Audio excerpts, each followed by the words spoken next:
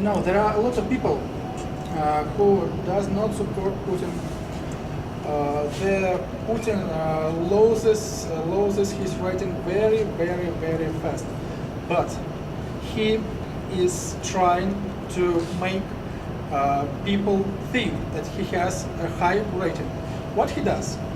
He buys actors for his meetings. He spends a lot of money to buy actors. He tells governors, and they tell all the organizations that we should send several people from each organization for the meeting for Putin. And they go, because if they won't go, they can be fired. There will be the bad things could happen to them, and the boss say, okay, you go, and you go, and you go, or else. And people go because they're, what can they do? They're not protesters, they're just people who work, in libraries, in schools, in factories. What can they do? So they don't resist. Some of them get days off after they visit the meeting. So many of them even go, it's okay, I'll get the day off, I'll stand here for like two hours, and then I go a couple of days off. Like a vacation. Mm-hmm. It's not good, of course. It's not good, but well, if it works, there is something we can do. We can educate people. We can tell them that they are losing something much more important by going for the on the meeting for the Putin, which we didn't want to go. So all of these meetings were falsificated too. The largest meeting in Luzhniki Stadion, there was like 100,000 people from all the country. They were by the trains, by the buses. There was like tens, like hundreds of buses around the Moscow, which bring the people to the meeting. So they were given the stuff for meeting, and okay, here you go, here you stand, here you cheer, and everything like that. And there was a situation several months ago where Putin got on the boxing match, and he started to talk to people like, okay, support me, and people started whistling on him. And in Luzhniki, what happened? When Putin got out, large speakers started producing cheers noises. For the whistles will not be heard, but still in live I've heard people whistling and screaming thief and everything like that. It happens, and even in his victorious speech in the Red Square, I've heard that something when Putin said, "We won honestly, we won without falsifications." Somebody's doing bullshit. Yes, that was in a live translation, and that was cut in TV later. Of course. Mic check. Many people say that Putin falsificate even his tears. At 5th of March, after the elections, he was talking on the rest way to like, oh, okay, I won, it's so good, you supported me, not USA, everything like this. He cried. But what's the strange thing, he cried with one eye, only one eye, and right before that, he sniffed his clothes. So people thought that maybe there is something like onion producing tear, and because he sniffed it with one part of face, the other eye was dry. Yes. You can look up the pictures, like he's sniffing, he's smiling, he's one long tear from one long eye. He doesn't look real. Wow. Oh, so it's even funny in sorts if not to remember that some people are in prison now, like mothers in prison now, like people who protest in prisons now, and we have to fight for their release. Something like this. That's what happens in Russia now. That's what happens in Russia. What happens next? Spring comes, and it gets warm, and the snow melts, and the sun goes out. We get tents, and we occupy everything.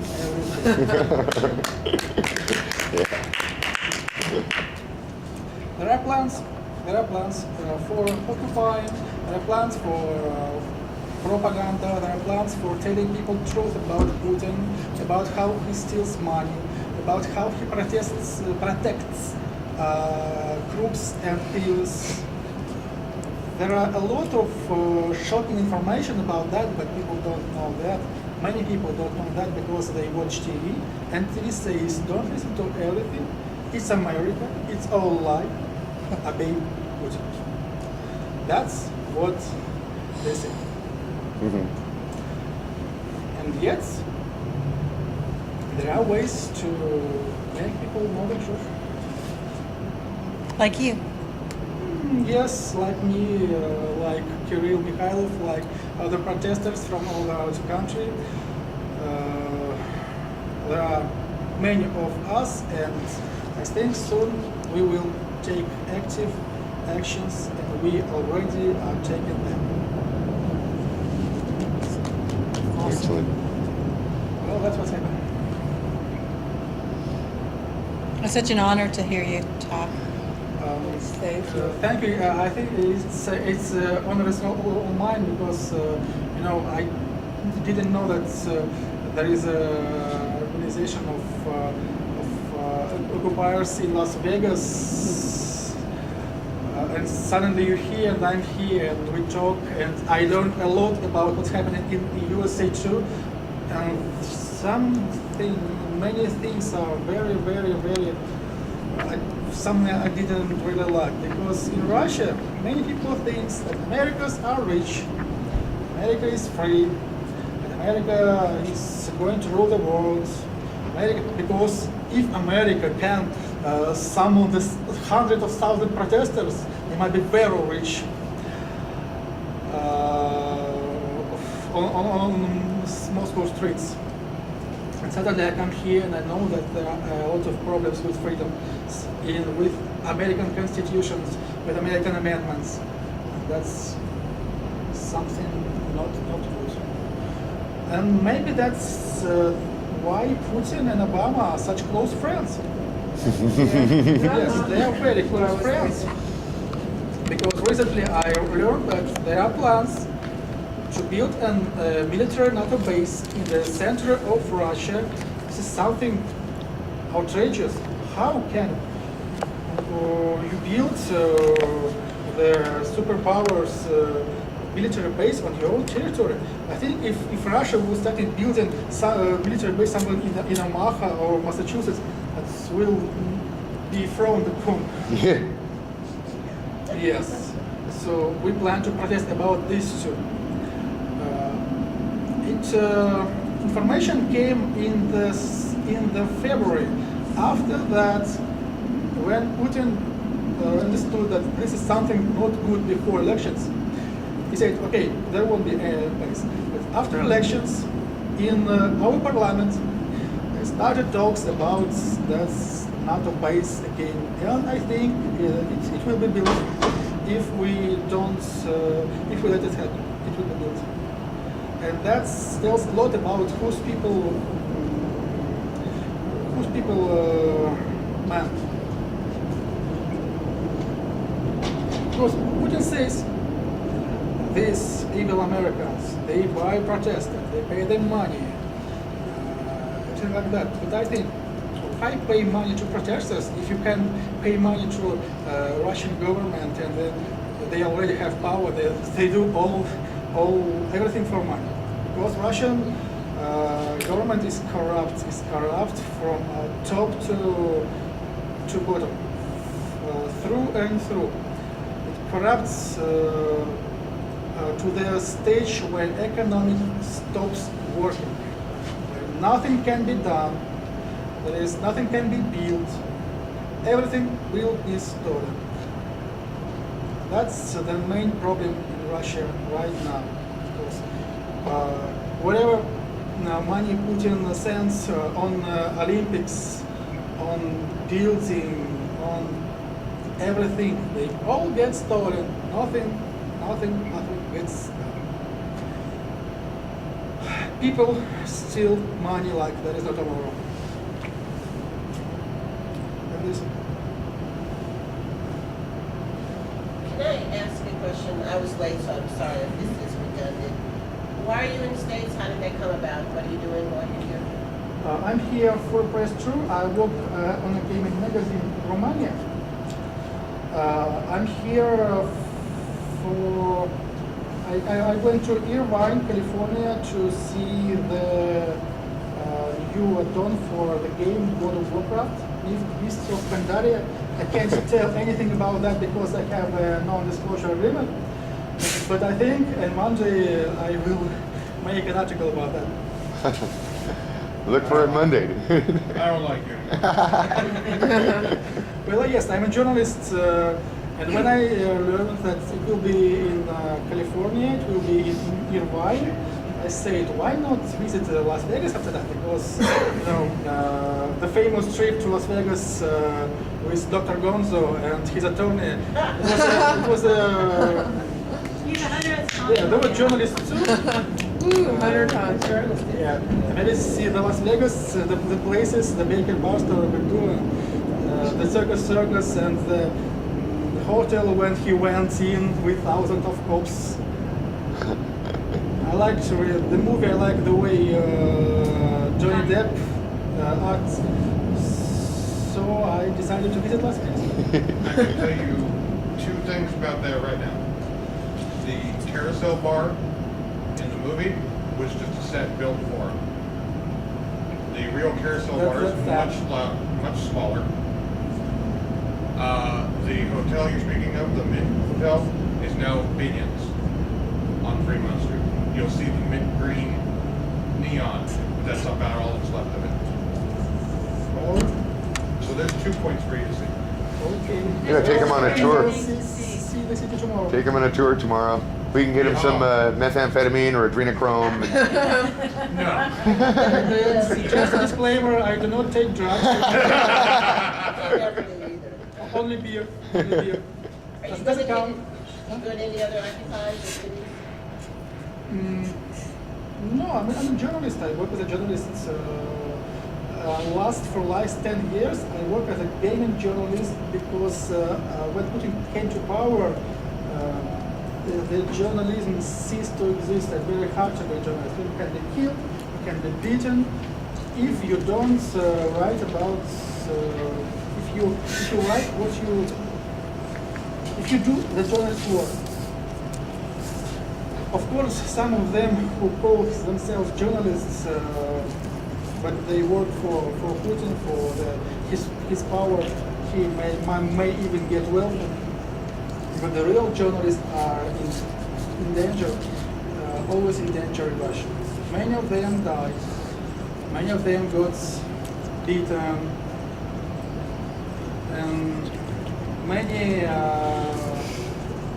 newspapers, TV channels got problems when they made articles or stories about Putin, about crimes, about groups and things. There are problems. There will be problems for anyone who will criticize Putin. Do you think there's any way that Occupy groups here in the United States can help you? Well, I don't know much about Occupy movements. I know it started from Occupy Wall Street and it's go to the other cities. And there are cases of police brutality, and people are fighting for their rights. But only when I came here today and have a chat with you, I just realized how great situation it really is. It's really bad in Russia and America, too, in both our countries. That's, I think, our leaders as our friends, and it's strange how people don't see it. That's Russian government is actually working. It's not independent. I think it's working for America. You know, the presidential elections in Russia were forged, and yet Obama congratulates Putin. That's something that's raised eyebrows in Russia. And we was told that Obama is supporting protests and money, and suddenly he congratulates Putin. What's this? Because TV told us Obama is Putin's main nemesis, main enemy, and something like this. Something doesn't add up. By the way, we haven't got our check from Obama yet. I don't know what the hell happened. It's in the mail. Do well, they cut back Putin give funding you on the your post money office. for you to protest in American cities? We have to talk to Adelson about it, I believe. In one of our December protests in Ufa, there was a big box of cookies with sign from State Department of USA, and people got cookies from the USA, like from USA, because it's ridiculous. It's the revolutions without fun, without dance doesn't work. Nice. Do you have any questions for us? Well, that's what happened. And sorry for my bad English. I'm retired and I skipped English letters in school, so English lessons in school. So it's difficult to speak about such sensitive matters. So forgive me for that. It's weird. English is our Russian. great. Yeah, I was gonna say that. We're just not allowed to show it. We'll get in trouble. Sarcasm. What other Eastern European occupies are there? And how are they doing? I don't know really. I know a lot about Russian movements. What's happening in Russia? What's happening is Europe. There are large issues with human rights in Belarus, of course. There is Ukraine who the Ukrainians who got tired about everything, but they plan to elect a new president on next elections, and I think that means that Ukraine is a democratic country. It's bad for Belarus, and I'm not sure what happens in other Europe, in Eastern Europe. Yes. Because there's so many things happening in Russia, I barely can monitor all what happens. And even in Ufa, people get arrested. People recently, one of our protesters got beaten. Not very severely, but yet it's not a good sign. And there are voices that ask Putin to stop being soft, to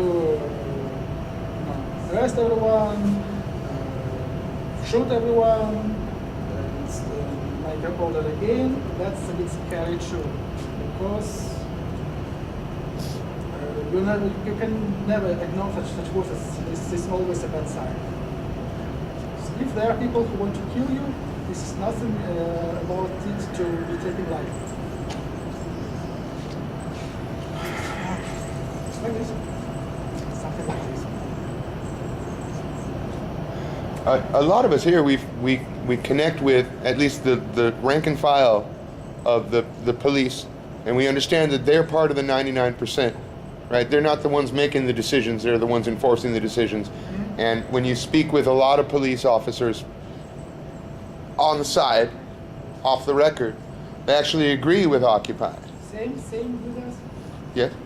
Yes, many police officers says that everyone see that elections was forged. I didn't know that. You can't sell it wasn't forged. Even Putin said, okay, there may be 1% was forged, but not more. Oh, that's ridiculous. And even Putin admitted officially that there are people on his meetings that got here not by their will, they were forced. They were told to. Even he admitted that. So this is something that can be ignored. But and people and even policemen and everyone sees that. Many people are scared. Many people are afraid of changes. Many people think, okay, Putin is a thief. But what if someone who comes after that will be even worse, which of course is impossible. Because in last year, there was stolen money. It's more than 7 years before together. So it's getting up. It's not getting down. It's not like people steal enough money for them and they stop stealing. They steal more and more and more and more, and Russian economy stops working. And the buildings stop working, and the prices go up because everywhere is the bribes, everywhere is the kickbacks, and our young people who go to Russia and see everything like this. What will they become? This is not very good. I've heard one guy from Russia who got out of them said no one believes in American State Department threat because our supervisors live in America. National supervisors live in America, and they come here only for elections, meetings, pro-Putin meetings, where they say, "Oh, America is bad," and then they go back to America and live there. That's something ridiculous. It's getting ridiculous. Well, It's getting funny. It's something which, Kafkian. It's something from anti-utopian, something like Orwellian, something not from real life. Because in real life, when people see that elections were forged, falsified, they must go to the street. What happened in Serbia when Milosevic tried to forge elections? 2 million people put on the street. What happens in other countries? When authorities screw up, people go on the street in masses in normal countries. But here in Russia, authorities say, do not protest, it's bad. If you protest, it's good for Americans, so don't do this. Let us steal, let us forge the police protocols, let us do everything bad, but don't protest. If you protest, work for America. oh boy. Well, when George Bush stole the election, Yeah. we all just went shopping. So Yeah. I know, it's like, we didn't riot. We patted ourselves on the back. There was no violence, see? We didn't riot. We should have rioted. Yes, We were yes. just totally sheep, When Putin was about to elect on his first term, there was a very, very dark story about terrorists who blew a house. It was so-called Razan drill. Policemen found the bomb in one of Razan houses. Before that, several houses in different cities were blown. So when they found the bags with explosive, they called the police. The police were found the guys who did that, and suddenly, authorities said, okay, it wasn't explosive, it was a sugar and everything. It was just a drill for police. And with there's many things that didn't add up, because the first analysis said it was not a sugar, it was a very, very big explosive.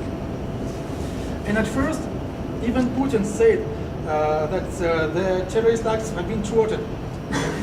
But on the next day, suddenly, no, it's not a terrorist act, it's a drill. And something didn't add up. But people were scared. People preferred to close their eyes, pretend that nothing happened, whereas there is no problem in this story.